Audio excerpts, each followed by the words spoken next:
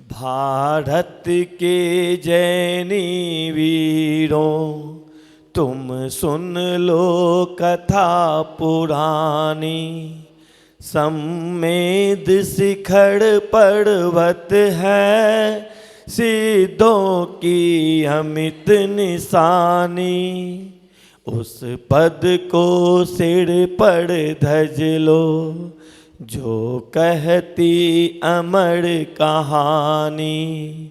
भारत के जैनी वीरों, तुम सुन लो कथा पुरानी।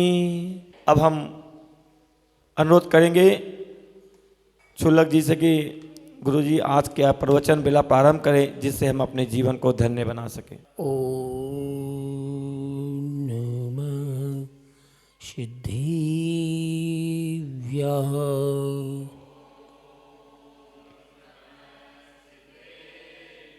बोली मूलनायक देवादेव 1000 श्री महावीर भगवान की परम पूज आचार्य भगवान 108 विशुद्ध सागर जी महाराज की जय।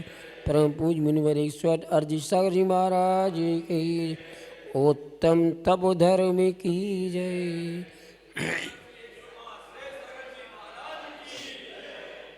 बहुत प्राणी 10 लक्षण पर्व चल रहे हैं। आज उत्तम तप धर्म है। माला तो अब देते नहीं होंगे किसी धर्म के, तो आज 3 बार उच्चारण तो कर ही लो। ओम ह्रीम उत्तम तप धर्मंगाय नमो नमः। हाथ जोड़ के ओम ह्रीम उत्तम तप धर्मंगाय नमो नमः। ओम ह्रीम उत्तम तप धर्मंगाय नमो नमः। आइए चलते हैं। प्रभु क्या कह रहे हैं भगवान से आप? हम सब मिलके क्या कह रहे हैं भगवान से? हे भगवान, मैंने आत्म स्वरूप नहीं पहचान कर राग के साथ संसार में रुला। राग सहित जग में रुलो, मिलो सरागी दे। सुनील भाई, मैंने आज तक बीतराग प्रभु को देखा ही नहीं। दर्शन किए लेकिन बीतराग तक वहां तक जाना ही नहीं, प्रयास भी नहीं किया, सोचना भी नहीं चाहता, सुनना भी नहीं चाहता। नहीं तो इस पंचम काल में आना क्यों पड़ता? चाहे मैं हूं चाहे आप। मैं कुछ कदम आगे बढ़ा हूं, महाराज और कदम आगे बढ़ गए, लेकिन मैं बीतरागता का परिचय पूर्णता से हुआ नहीं है। हमने सरागी को जाना हो, सरागी में ही बीतरागता मान रख के उनको पूज रखा है। जो कुछ मांगते हैं भाई सरागी, जो न मांगे वो बीतरागी। जिनको खिलाया जाए वे सरागी, जिनके चरणों में चढ़ाया जाए वे बीतरागी। इतना अंतर हमने आज तक जाना नहीं। तभी तो भक्तंबर में उमा स्वामी भगवान के लिखना पड़ा, मन्देवरम हरिहरा दय एव दृष्टा दृष्टि सुयेषु हृदयम त्वयि तो सुमेति किं वीक्षितेन भविता भुवेन नान्या कश्चिन्मनो हरति। क्या लिख रहे हैं भगवान? हे जिनेन्द्र भगवान, अच्छा हुआ मैं पहले संसार में सरागियों के पास घूम आया, संतुष्ट नहीं हुआ। जब से आपके दर्शन पाए हैं मैं संतुष्ट हो गया हूं। अब मुझे कहीं नहीं जाना। जिसने क्षीर सागर का नीर पी रखा हो वो खारे समुद्र का जल पीना चाहेगा क्या? मैंने आपके दर्शन पा लिए, अब मुझे कहीं नहीं जाना। मेरा स्वभाव अब कहीं जाने का नहीं रहा। अब तो मैं आपको पहचानना चाहता हूं। तो क्या कहता है? बीत राग भेंटो अबे मेटो राग कुटे। सरागियों के पास घूमा सो राग में ही आनंद मनाया। अब आपके चरणों में आकर के वीतरागता को पहचानने के लिए राग को मिटाना चाहता हूं, इसलिए जिनेंद्र की वाणी गुरुओं के मुख से सुनता हूं। राग है क्या हमने आज तक जाने नहीं। हमने द्वेष को जाना है, राग को नहीं जाना। छठाला में क्या कहते हैं, यह राग आग दई सदा ताते समामृत सीये चिरबजे विषय कसाय अब तो त्याग निज पद भी। मैंने जिन बच्चों को, जिन पत्नी को, जिन माता पिता को अपना मान रखा है, यही सबसे बड़ा राग है, यही संसार में लौटाने का कारण है।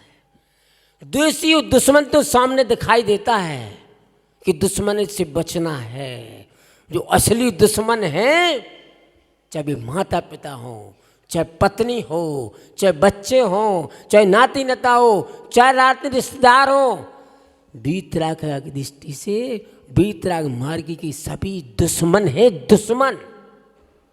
अगर उनसे बचना है तुम्हें तो दूरी बढ़ाना ही पड़ेगी, नहीं तो समझ लो क्या होगा। मैं बताता हूँ आपको एक घटना अपनी स्वयं की। मैं बड़ौत में था, दिल्ली से मेरा दोस्त आया,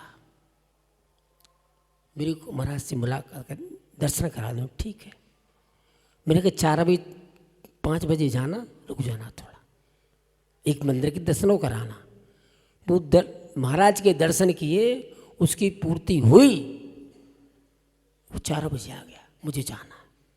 मैंने तुरंत लिखा डायरी में, ये लोग आएंगे, नमस्तु करेंगे, निवेदन करेंगे, आपका समय लेंगे, वो अपना काम पूरा कर जाएंगे, वो तुम ठगे जाओगे। मैंने लिखा है इसे, डायरी पढ़ सकते हैं मेरे पास। मैंने ऐसा लगा ठगे जाओ। क्यों? कि उसने तो अपना समय पूरा लिया और तुमने अपना समय दे दिया। अच्छा होता तो अपने समय में से समय ना निकाल करके उसे इंतजार कराते, उसे कीमत होती समय की। अपना काम मत छोड़ो, अपने समय में से उन्हें समय मत निकालो। उनको समय होगा तो इंतजार करेंगे, जब तुम्हें समय होगा तो समय देना। इसलिए समझो भैया, राग मिटाना है तो प्रभु के चरणों में आके कुछ स्वाध्याय करना सीखो। गुरु जी से निवेदन है धर्म देने की कृपा कर। आपका समय लिया, क्षमा करना महाराज।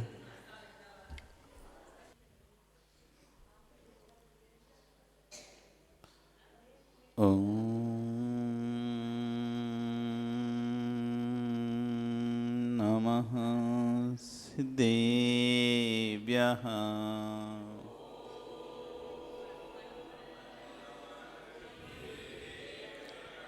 ॐ नमः सिद्धेभ्यः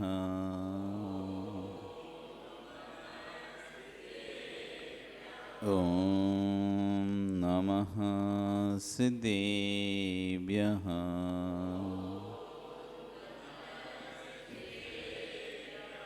तिर्यणि खग्गिणाय वृत्तारी मोहि सिर सिरेणि विहु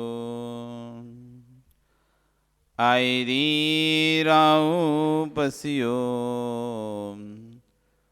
परवादिन्यो भव्य जी लोए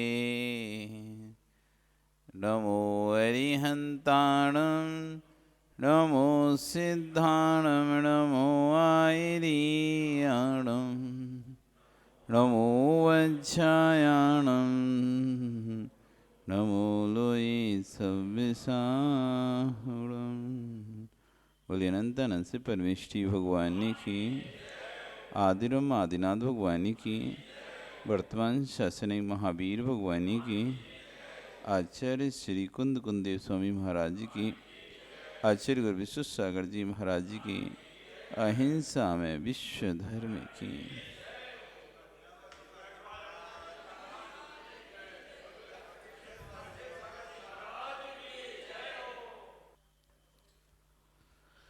भवंदु वर्तमान शासन न्यायिक वर्धमान स्वामी के शासन में तीर्थंकर प्रभु की चरण निश्रा में बैठकर हम सभी जिन देशना का श्रवण कर रहे हैं। ये जिनेन्द्र वाणी मनीष्य जगत कल्याणी आचार्य भवन कुंद कुंद देव स्वामी महाराज ग्रंथराज रैणसार जी में श्रवण और श्रावक होवे धर्मों का व्याख्यान कर रहे हैं।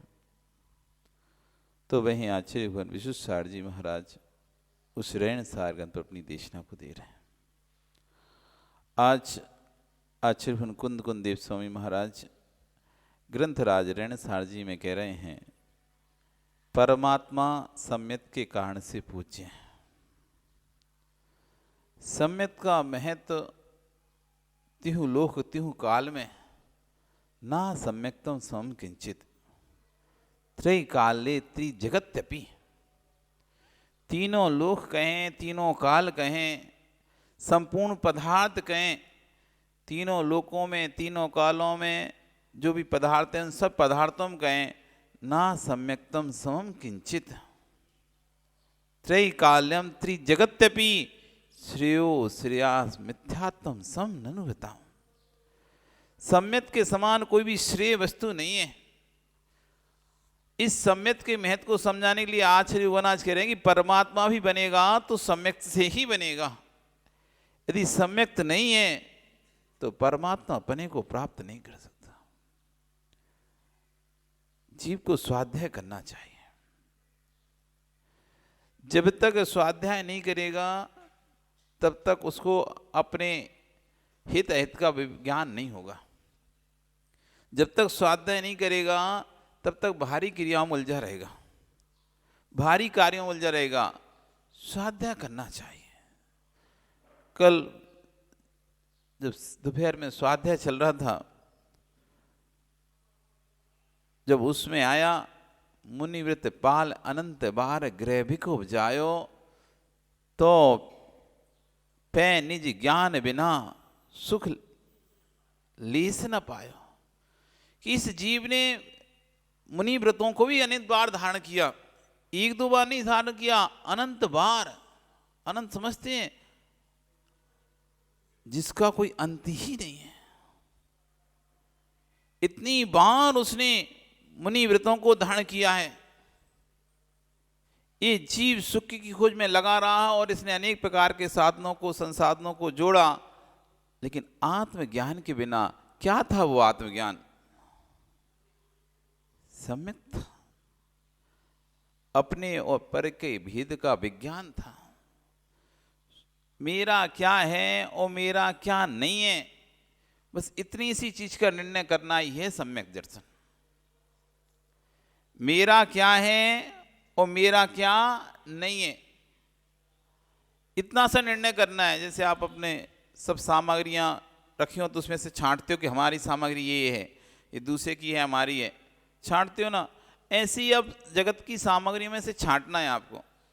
परिवार में से छांटना है, रिश्तेदारों में से छांटना है। लिस्ट बनाते हो जब कोई शादी वगैरह की तो देखते हो कि हमारा कौन कौन रिश्तेदार है, तो जो जो हमारा रिश्ता तो उसके लिए आप अलग से निमंत्रण देते हो। जो नहीं होता, सामान होता तो उसके लिए अलग व्यवस्था रहती है। तो यहाँ पर कह रहे हैं कि बस इतना ही काम करना है आपको कि जो भी सामग्री आपको प्राप्त हुई है, जो भी पदार्थ आपको प्राप्त हुए हैं, जो भी वस्तु आपको प्राप्त हुई है, जो जो आपके पास है उसमें से आपका अपना कौन सा है और आपका अपना कौन सा नहीं है, इतना सा यही है आत्मज्ञान। दो शब्द का ही आत्मज्ञान है, दो शब्द का ही सम्यक्त है। अपना और पर का बोध हो जाए बस, इतना सा नहीं हुआ। इसलिए अनंत बार मुनि बनने के बाद भी अभी तक कल्याण नहीं हो पाया। ये मत समझना कि आप मुनि नहीं बने होगे। ये पंच परावर्तन, द्रव्य, क्षेत्र, काल, भाव और भव, ये पांच परावर्तन हैं। ये जीव अनंत काल से करता आ रहा है और करता, यदि सम्यक्त नहीं हुआ तो करता रहेगा। ऐसा कोई भी पर्याय नहीं है, सिर्फ उन पर्यायों को छोड़कर जिन पर्यायों में एक भव अवतारी जीव होता है उन पर्यायों को छोड़कर शेष ऐसी कोई सी पर्याय नहीं है जिस पर्याय को तुमने प्राप्त ना किया हो। एक भी पर्याय नहीं है। मुनि हो, चुल्लक हो, श्रावक हो, ऐलक हो, आरिका हो, सब आप बन चुके हो, बड़े बड़े देव बन चुके हो, ग्रैविक तक जा चुके हो। सब होने के बाद भी कल्याण क्यों नहीं हुआ? तो कह रहे हैं आत्मज्ञान बिन। इसलिए क्या करना चाहिए? ताते जिनवर तत्व कथित अभ्यास करीजिए। इसलिए यदि आपको आत्मज्ञान चाहिए है, भेद विज्ञान आदि आप चाहते हैं, सम्यक प्राप्त करना चाहते हैं, तो क्या करें? ताते जिनवर तत्व कथित अभ्यास करीजिए। और क्या? संशय विभ्रम मोह त्याग आत्म लख लीजिए। अपना संशय विभ्रम मोह को त्याग करके स्वरूप को लखिए। क्यों लखिए? अब जो आखिरी लाइन जो कह रहे हैं वो सबसे महत्वपूर्ण है। जो आखिरी लाइन कह रहे हैं, यहाँ तक तो ठीक था कि कहा कि भाई अनेक बार मनुष्य गैरिक तक चले गए, अनेक बार मनुष्य मुनि बन गए, तब भी आपका कल्याण नहीं हुआ है, हमारा कल्याण नहीं हुआ है। इसलिए भैया भगवान के द्वारा कथित तत्व का अभ्यास करो और अपने संशय को, अपने विभ्रम को, अपने विमोह को निकालो। क्यों? ये क्यों करें अभी? तो ये जो लाइन कही है वो सबसे महत्वपूर्ण लाइन है। ये मानुष पर्याय सुकुल सुनवो जिनवाणी। ये मनुष्य पर्याय, अच्छा कुल और जिनवाणी का सुनना, ये है विधि गए न मिले सुमणि जल उदधि समानी। यदि ये निकल गया, चला गया, तो वैसे ही है जैसे समुद्र में कोई मणि चली जाए, तो फिर मिलना कठिन है। यहां से हमारा अब व्याख्यान शुरू होता है कि ये मानुष पर्याय कितनी दुर्लभ है।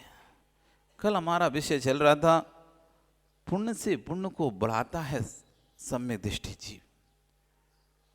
पूर्व पुण्य से क्या क्या नहीं मिला हमको, पूर्व पुण्य से क्या क्या नहीं मिला हमको। सब कुछ तो मिला है, हर चीज मिली है, हर सुख सामग्री, भोग उपभोग की हर सामग्री हमको प्राप्त नहीं है। और यदि ये प्राप्त होने के बाद भी हम अपने पुण्य को नहीं बढ़ा पाए, तो फिर कह रहे हैं मानुष पर्याय सुकुल सुनवो जिनवाणी। ए विधि गए न मिले जलधि सुमणि उदधि समानी। ये चला गया तो फिर से मिलने वाला नहीं है। परमात्मा भी बनना है, भगवान भी बनना है, संसार के सुखों को भी प्राप्त करना है, तो सम्यक को प्राप्त करना पड़ेगा। अपने कुल पर बहुमान आना चाहिए, अपनी कुल पर, अपनी पर्याय पर बहुमान आना चाहिए।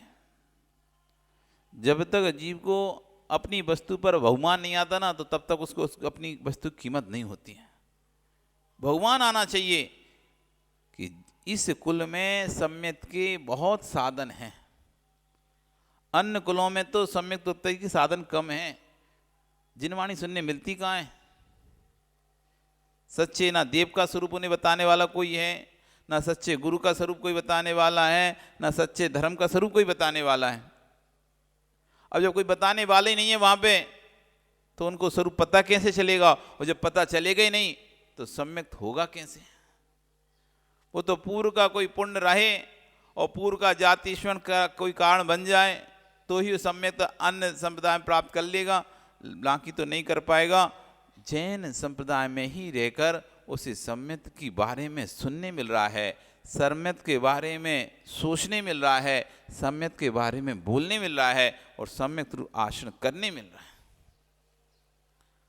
बाकी कहीं भी चर्चाएं है ही नहीं है, कहीं भी चर्चा नहीं है ये। इसलिए आचार्य बन कह रहे हैं, हे भव किम भौणा हो देविंदादाहिदम नरिंदम गणधरे ही पूज्या परम पाजे तम जान पाड़ा है समगुणम। हे भव बहुत कहने से क्या लाभ? अब ज्यादा बोलने से कोई फायदा नहीं है। जे परमप्पा जो परमात्मा हैं, जे देवेंद्र ही जो देवेंद्र हैं, जे नरेंद्रई जो नरेंद्र हैं, जे गणधरई जो गणधर हैं, से पूज्या सब पूजित हैं। क्यों? उनमें है पढ़ाए समगुणों, सम्यक गुण की प्रधानता है। चाहे भगवान हो, चाहे देवेंद्र हो, चाहे नरेंद्र हो, चाहे धर्मेंद्र हो, चाहे गणधरेंद्र हो, गणधर हो, कोई भी हो, वे तभी पूज्य हैं जब सम्यक गुण है। सम्यक गुण नहीं है तो उनको भगवान संज्ञा नहीं है।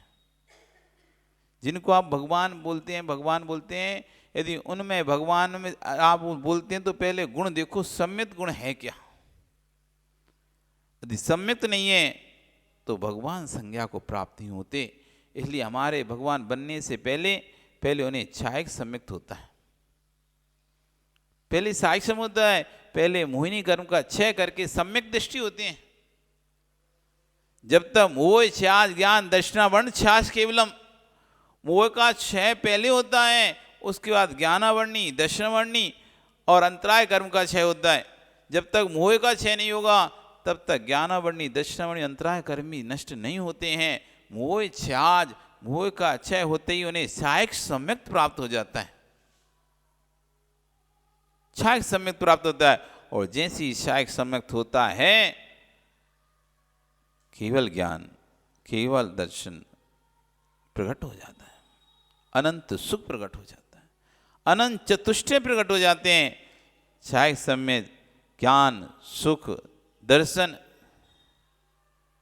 ये चारों चतुष्टय प्रकट हो जाते हैं पंचम काल में। और आचार्य बोल कह रहे हैं कि इस पंचम काल में श्रावक को 53 क्रियाओं का वर्णन दिया है। इन 53 क्रियाओं को करें, उन 53 क्रियाओं को में भी यदि वो अपना ध्यान दे तो सम्यक को प्राप्त कर सकता है। कौन सी 53 क्रियाएं? एक श्रावक की 53 क्रियाएं होती हैं। अभी तक आपको पता है कितनी क्रियाएं आपकी हैं? आप कितनी क्रियाएं करते हैं? साधु के तो 28 मूल उनको आप सुनते ही रहते हैं, लेकिन श्रावक की 53 क्रियाएं होती हैं। कितनी? 53 कौन कौन सी होती हैं? तो सुनो। गुण वे तब सब पणिमा दाणम जल गालणम अणथमिदम दंसनान चरितम क्रिया ते वर्ण साव्या भणिदा। गुण 8 मूल गुण। 8 मूल गुण समझते हो? मूल समझते हो? मूल मतलब होती है जड़। मूल मतलब जड़। जैसे वृक्ष का मूल होता है, वृक्ष की जड़ होती है। यदि जड़ ना हो तो क्या वृक्ष ठहर पाएगा? क्या उसमें वृद्धि हो पाएगी? क्या उसमें पत्तियां फूल लगेंगे? क्या उसमें फल आएंगे? क्यों नहीं आएंगे? क्योंकि मूल ही नहीं है।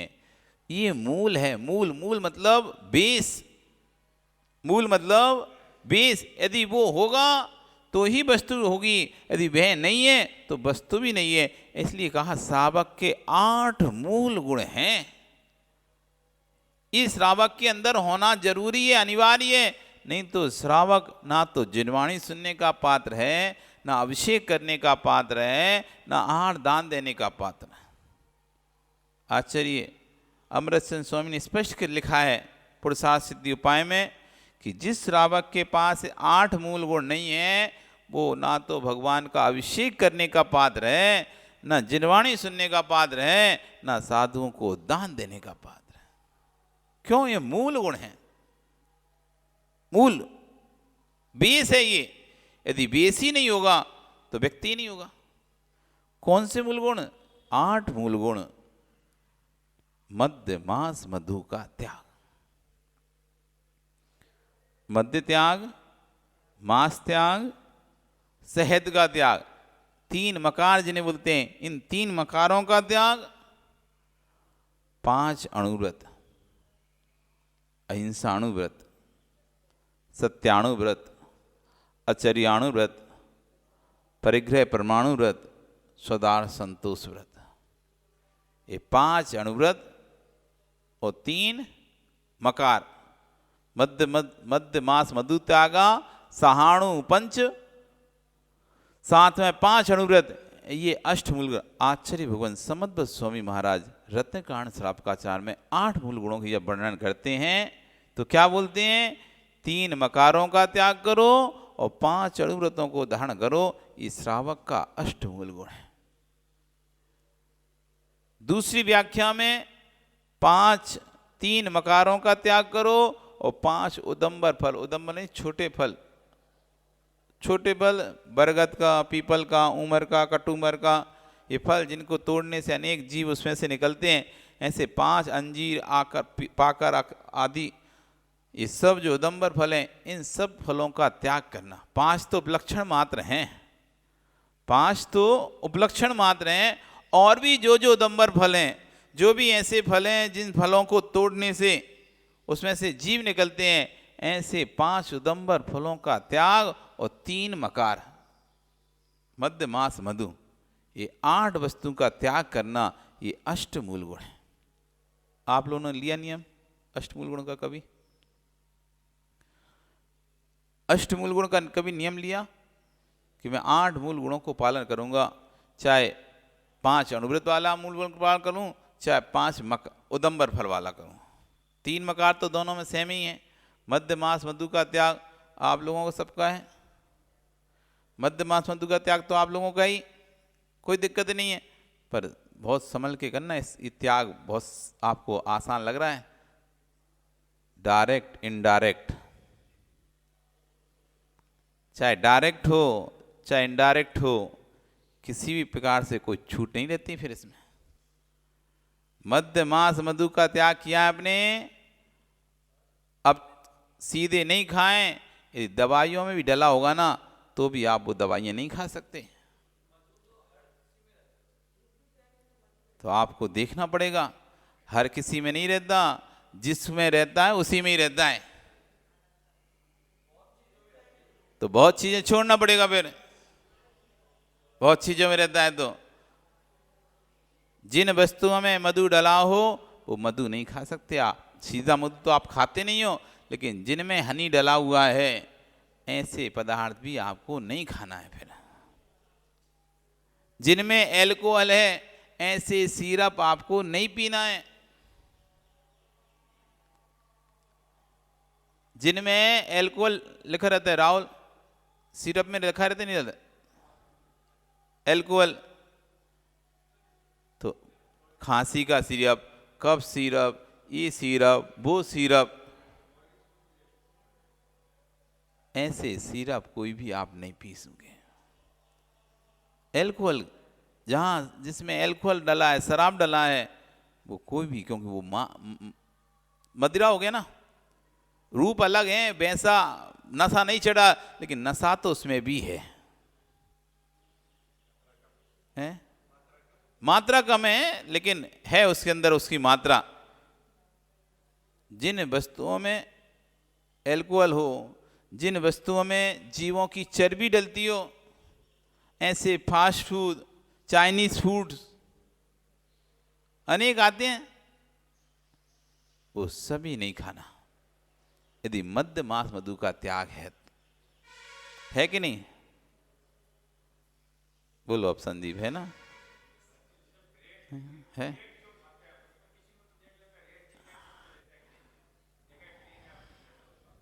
नहीं, ग्रीन चिन्ह देख के मत खाना, क्योंकि ये सरकार तो अंडे को भी ग्रीन चिन्ह दे देती है, पर हम अंडे को तो ग्रीन नहीं मान सकते ना। इस सरकार तो मधु को भी ग्रीन चिन्ह देगी, शहद को भी ग्रीन चिन्ह देगी, तो क्या हम शहद खाएंगे क्या? ये सरकार तो अंजीर आदि को भी ग्रीन चिन्ह देगी, क्या हम अंजीर आदि खाएंगे? नहीं खाएंगे। ये सरकार तो ऐसी औषधि आती हैं जो खाने योग्य नहीं होती, उनको भी ग्रीन चिन्ह देती है। इसलिए ग्रीन चिन्ह देख के मत खाओ।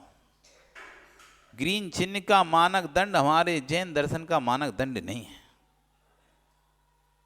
अवक्ष वस्तुएं भी डली हैं तो भी उनके लिए तो ग्रीन चिन्ह है, पर हमारे लिए तो वो रेडी है, लाली है।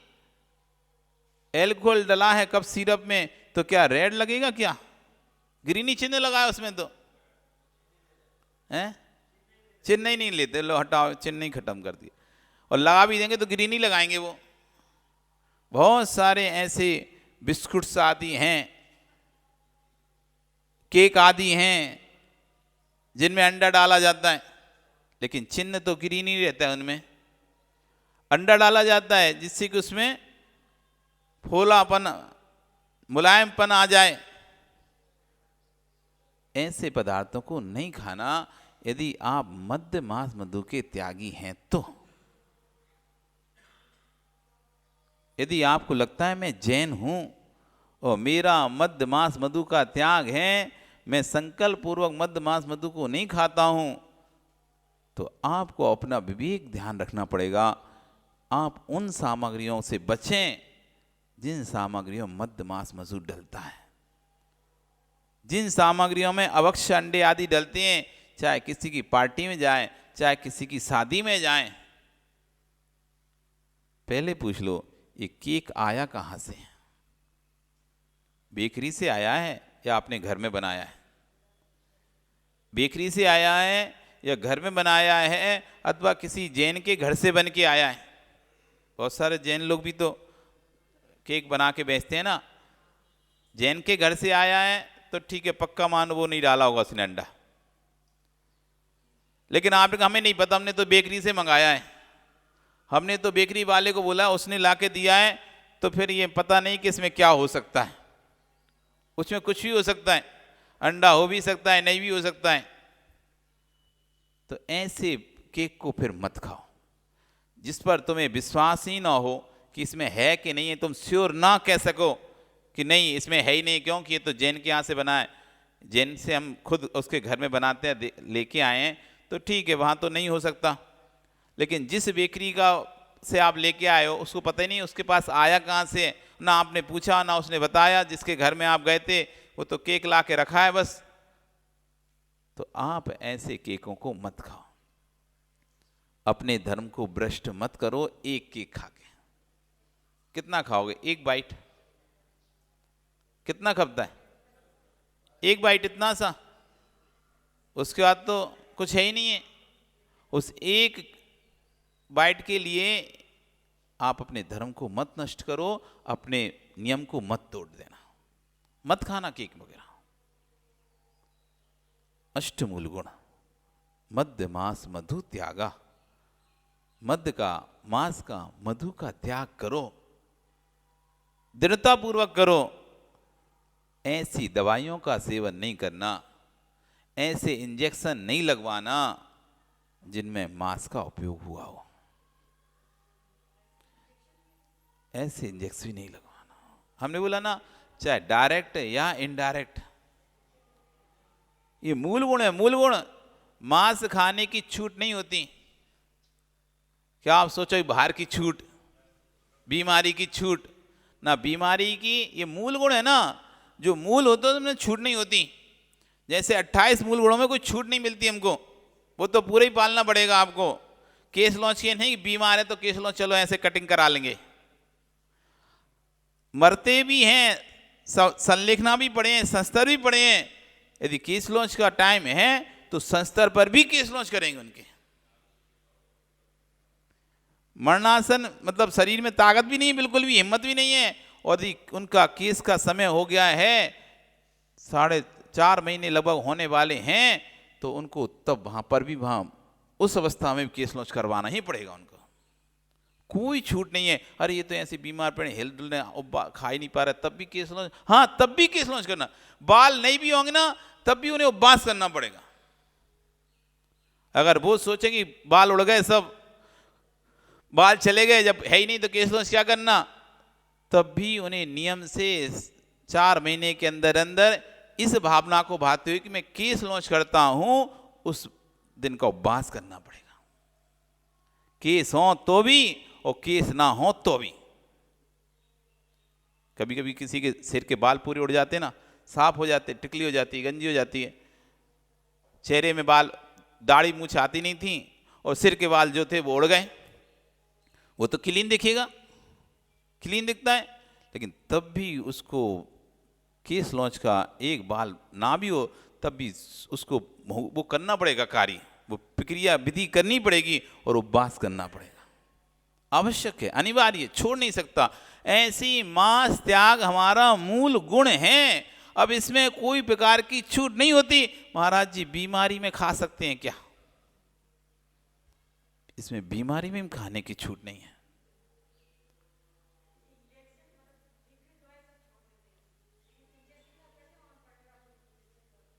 अब ऐसा है माँ, जो सतर्क रहता है, जागरूक रहता है, वो सब पता कर लेता है। जो सतर्क होता है, जागरूक होता है, वो एक बार डॉक्टर से जरूर पूछता है इसका कंटेंट क्या है। वो एक बार जाकर मेडिकल पर जरूर पूछता है इसमें क्या क्या डला हुआ है, इसमें कौन कौन सा फॉर्मूला है। पूछेगा, अपनी तरफ से पूरा पुरुषार्थ करेगा। उसे अगर पता चल गया तो वो नहीं लगवाएगा। नहीं पता चला, उसने तो पूछा लेकिन उसे समझ में नहीं आया, बताया नहीं किसी ने, तो बात अलग है। लेकिन उसने तो अपनी तरफ से पूरी मेहनत किया ना, उसने तो अपनी तरफ से पूरा सर्च किया, खोजा, सब कुछ किया, और अपनी तरफ से उससे जितना श्योर हो चुका कि नहीं है तो उसने लगवा लिया। यदि उसे श्योर हो जाए कि नहीं इसमें तो डला हुआ है, ये देखो ये फॉर्मूला बता रहा है, ये चीज़ बता रही है, बाजार में से तो बहुत चीज़ें आती हैं, आप देखते नहीं देखते हैं क्या क्या डला है क्या क्या नहीं डला। तो यदि आप अपने व्रतों में जागरूक हैं, अपने नियम के प्रति जागरूक हैं, तो फिर आप सब पता कर लोगे। यदि जागरूक नहीं है तो फिर भैया जो आन दो सो जान दो पेट में, जो आए सो जान दो शरीर में, फिर तो कोई मतलब ही नहीं है। यदि जागरूक हैं तो आप, जैसे एक व्यक्ति को सुबह उठना होता है ना, और वो संकल्प करके सो जाए, नहीं मुझे तो उठना भी है, मुझे जाना ही है, मुझे उठना ही है, पक्का उसकी नींद खुल जाती है।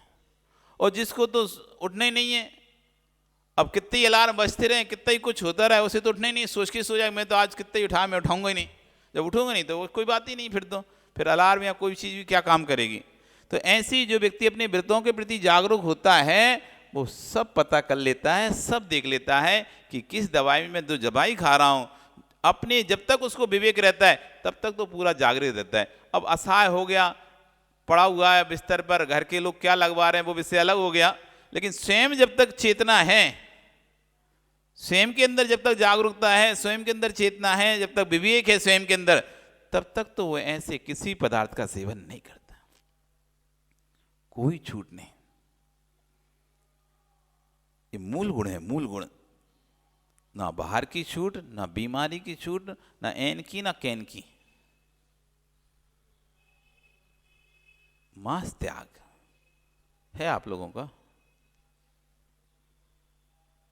आप तो ऐसे समझे आसान है ये अष्टमूल गुण, बिल्कुल ऐसे ही बोल देंगे हाँ मध्यमास तक तो हमारा त्याग है, बिल्कुल ठीक है।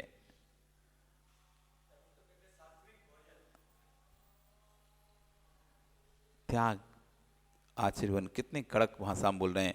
यदि अष्टमूल गुण नहीं है तुम भगवान के अभिषेक करने के पात्र नहीं हो। दूसरों को अभिषेक करने से रोकने वाला पहले स्वयं के अंदर देखे कि क्या मैं अष्टमूल गुणों का आधारी हूं, क्या मैं पात्र हूं कि नहीं हूं। अपने अंदर झांकना सीखो, अपने अंदर झांकना सीखो, अष्टमूल गुण है या नहीं है।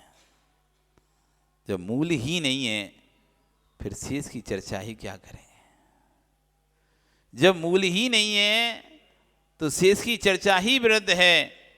शेष की चर्चा तो उसको के साथ होना चाहिए जिसके पास मूल गुण है। अष्टमूल गुण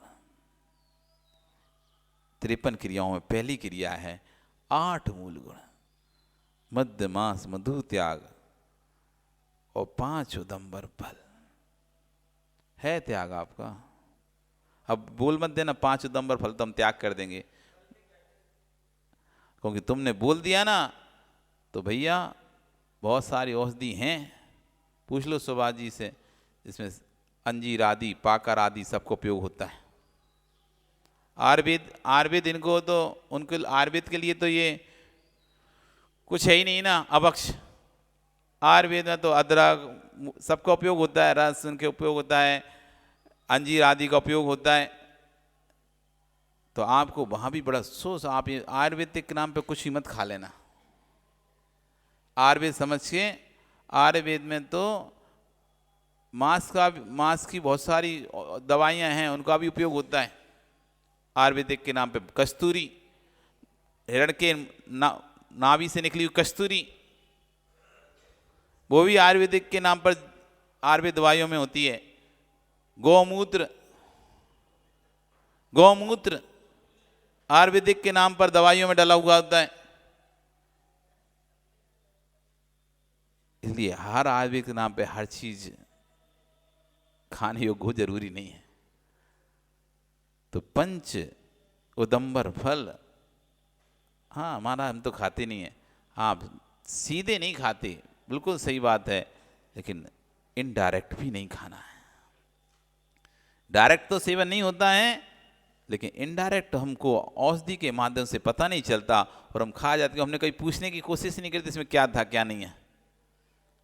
तो पंच अणुव्रत और क्या, 12 व्रत, 12 प्रकार के व्रत, 5 अणुव्रत, 3 गुणव्रत और 4 शिक्षा व्रत। अभी श्रावक बनना ही कितना कठिन है, सोचो आप। साधु बनने की तो बात आगे बहुत बड़ी है। श्रावक बनना कितना, हम आसान समझते हैं, श्रावक बनना आसान है, अरे श्रावक बनना ही कठिन है। इसलिए जब तुलना की जाती है अन्य संतों की और दिगंबर जैन संप्रदाय के संतों की तुलना की जाती है, तो उनसे कहा जाता है तुम जैन दर्शन का बस श्रावक ही बन जाओ पहले, साधु की तो बात दूसरी है। तुम जैन समुदाय का, जब स्वर्गों में एक बार स्वर्ग में चर्चा चल रही थी, 2 देव आपस में चर्चा कर रहे थे, वो कह रहे थे हमारे भगवान से, हमारे साधु श्रेष्ठ, वो कह रहा था हमारा साधु श्रेष्ठ, हमारे संप्रदाय का साधु श्रेष्ठ, ऐसा चल रही थी। तो जैन धर्म का को मानने वाला देव था, उसने कहा तुम हमारे साथ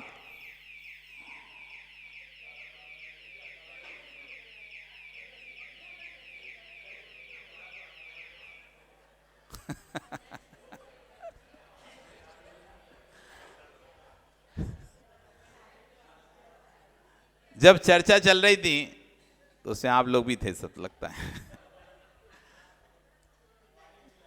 ताला भी बजता है क्या? अच्छा, ताला भी बजते हैं, वाह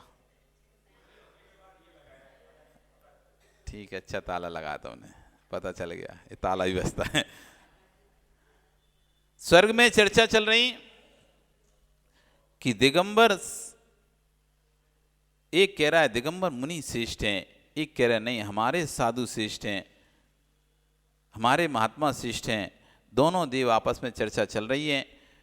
तो जो जैन मत का अनुयायी था देव, वो बोलता है तो हमारे दिगंबर मुनि की क्या बात कर रहे हो, तो हमारे एक श्रावक को ही अपने ध्यान से डिगा के बता दो तो हम मान जाएं। मुनि की तो बात ही दूसरी है। यदि श्रावक को ही आप देख लो उसकी चर्या, तो आप उस श्रावक की चर्या ही नहीं पाल पाओगे। इतनी उत्कृष्ट है दिगंबर संप्रदाय के श्रावक की चर्या। अब सोचो, और आपके पास तो आप तो ऐसी समझते हो श्रावक सामान्य, श्रावक सब सामान्य नहीं है। जैन धर्म का श्रावक सब सामान्य नहीं है। उस श्रावक की भी पूजा करने के लिए देवता स्वर्ग से आता है।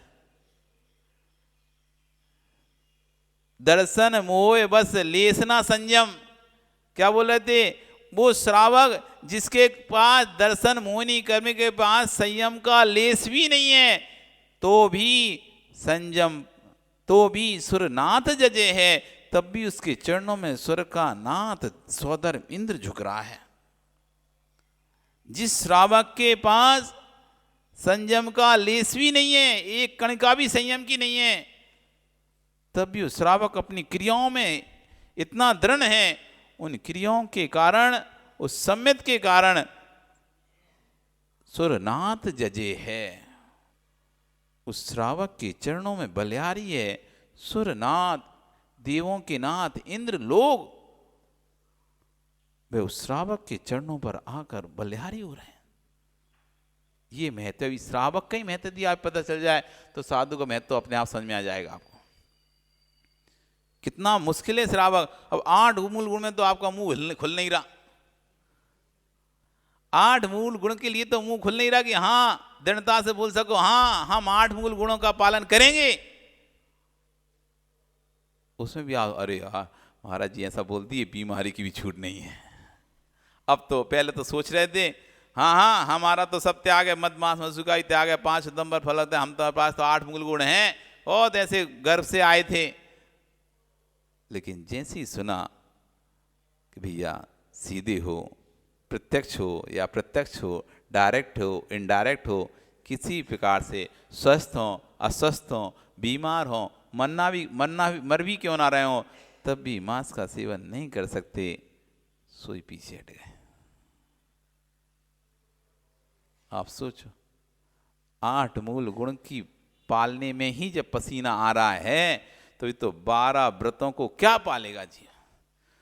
जो जीव 8 मूल गुण को पालने में 100 बार सोच रहा है, मद मांस मधु का त्याग करने में 100 बार सोच रहा है, करूं नहीं करूं, करूं नहीं करूं, करूं नहीं करूं, वो क्या फिर 12 व्रतों की बात करें उससे। श्रावक 8 मूल गुण वह 12 व्रत, वह तब 12 तप, समता परिणाम, परिमा 11 प्रतिमाएं, दानम 4 दान, जल गारणम पानी छानना। लो भैया पानी छानना भी आ गया। जो पानी छानना जानता है वही श्रावक होता है। तुम जानते हो पानी छानना? आप लोगों को आता है पानी छानना? अरे ये तो आता ही होगा ना। संदीप पानी छानना आता है? कभी छाना पानी? हाँ कपड़ा लगा के छानो तो सब पानी तो कपड़ा ही लगा के छानेगा और क्या छन्ना और क्या लगा छन्नी लगा के छन्ना छाने कोई पानी नहीं। तो पानी छाना के कभी पानी तुमने? कब छाना? कब जरूरत पड़ा तुमको? कभी तो छाना ही है, याद नहीं है पर कब छाना है। कैसे छानते हैं पानी बताना? कैसा वाला कपड़ा? जो अभी है नैपकिन वगैरह जिसे बोलते हैं, कौन सा वाला कपड़ा? पतला के मोटा?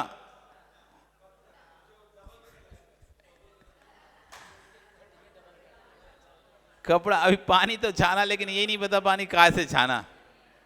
छन्नी से छाना? कभी पानी छन्नी से छाना ही नहीं छाना? वो प्लास्टिक की आजकल छन्नी आने लगी ना, वो तो तुम अब लगा लेते हो अपने उसमें और पानी छान लेते छन्नी से। किससे छाना? तुमने छाना बिट्टू कभी पानी? हाँ भाई तो कह तुमने छाना बिट्टू कभी पानी है? मंदिर में छानते हो ना? किससे छानते हो? कैसा कपड़ा है वो? पतला कपड़ा है, बहुत अच्छे। आपको पता है सुभाष जी कैसे कपड़े से पानी छानते हैं? बहुत अच्छे, ऐसा कपड़ा जिससे सूर्य की किरण भी ना दिखे। पर छानते किससे हैं? पर छानना चाहिए कैसे कपड़े से? जिस कपड़े से सूर्य की किरण भी ना दिखे, ऐसे कपड़े छानना चाहिए। लेकिन तब भी छानते कैसे? जिसमें सामने वाला पूरा आदमी दिख जाए जिस कपड़े से पूरा आदमी बाहर का दिख जाए, वस्तु दिख जाए, जिस कपड़े में से यार पार दिख जाए, ऐसे कपड़े से छानते हैं। और छानना कैसे कपड़े से था आपको? जल गालन, ये आपकी श्रावक की क्रिया है। जल गालन, पानी छानना। इस तरह के कपड़े से छानो जिसको दोहरा करने के बाद उसमें से सूर्य की किरण भी ना दिखे और पानी धीरे धीरे धीरे धीरे उसमें से निकले, एकदम नहीं निकल जाए। एकदम समझते ना, इधर डाला उधर भरा रहे, उसमें कपड़े में भरा रहे पानी। किस में भरा रहे? हाँ कपड़े में भरा रहे। ऐसे कपड़े में भरा रहे पानी और धीरे धीरे उसमें डालें और वो धीरे धीरे निकले, तब कहलाएगा जल गालन। और यदि आप ऐसा कपड़ा उपयोग करते हो, इधर डाला और उधर निकल गया, तो कोई नहीं है जल गालन, कोई नहीं जल गालन। वो तो फॉर्मेलिटी है आपकी एक, कि पानी छानने की फॉर्मेलिटीज है, तो तुम पूरी कर रहे हो। वो फॉर्मेलिटी से ना कोई जीवों की रक्षा हो रही, ना कुछ है, अनछनी पानी है वो पूरा, उससे संतोष कर रहा है, पर उससे आपको तीर कर्म का आश्रय हो रहा है। वो जल गालन नहीं हो रहा आपका, वो जीव मारन हो रहा है। इसलिए ऐसा कपड़ा रखो। ये जल गालन आपकी श्रावक की 53 क्रियाओं में क्रिया दी है अलग से, क्योंकि अहिंसा धर्म है हमारा। और जल छानना कोई वो नहीं है, कोई रूढ़ी नहीं है। ये जल छानना अहिंसा व्रत का पालन करना है। जल गालन, फिर कहे अनर्थमिदम, सूर्य अस्त के पश्चात भोजन ना करना। सूर्य अस्त के पश्चात भोजन नहीं करना, ये श्रावक की क्रिया है। देख लो, हम तो नहीं बोल रहे, और आप तो करते नहीं होगे सूर्य अस्त के बाद। करते तो नहीं है ना आप लोग? आप तो बड़े अच्छे लोग हो, आप कैसे कर सकते हो? आप तो श्रावक लोग हो ना, श्रावक हो कि नहीं हो आप लोग? सूर्यास्त के बाद भोजन ना करना, दंसन नान चरितम, सम्य दर्शन, सम्य ज्ञान, सम्य चारित्र को धारण करना, साव्या 53 क्रियाएं बढ़िदा। ये श्रावक की 53 क्रियाएं कही हैं। ये हैं श्रावक की 53 क्रियाएं। अब क्या कहना चाहते संधि?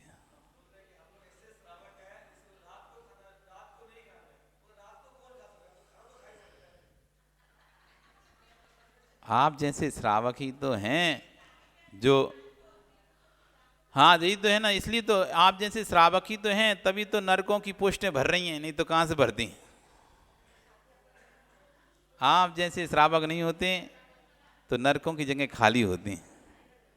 वो नरकों की जगह भरी रही है ना, वो इसलिए भर रही हैं कि आप श्रावक की 53 क्रियाओं को ना पालते हुए ना तो जल गालन पर ध्यान दे रहे हैं और ना सूर्यास्त के बाद भोजन के त्याग पर ध्यान दे रहे हैं। और यही कारण है कि हमारा, इसलिए तो आज है कि पै निज आत्म ज्ञान बिना सुख लेस ना पायो। हम क्रियाएं तो बहुत कर रहे हैं, क्रियाएं तो बहुत कर रहे हैं, सुबह से लेकर शाम तक कर रहे हैं, पर उन क्रियाओं में पता ही नहीं चल रहा कि हम कर क्या रहे हैं। इसलिए कहा ताते तत्व कथित अभ्यास करी। इसलिए भगवान द्वारा कही हुई तत्व का पहले अभ्यास करो, तो तुम्हें पता चलेगा कि तुम कर क्या रहे हो और करना क्या चाहिए। आपका समय हो गया, कल फिर आओगे, पर आ रही तो फिर चर्चा करेंगे। बोली भगवान महावीर स्वामी की।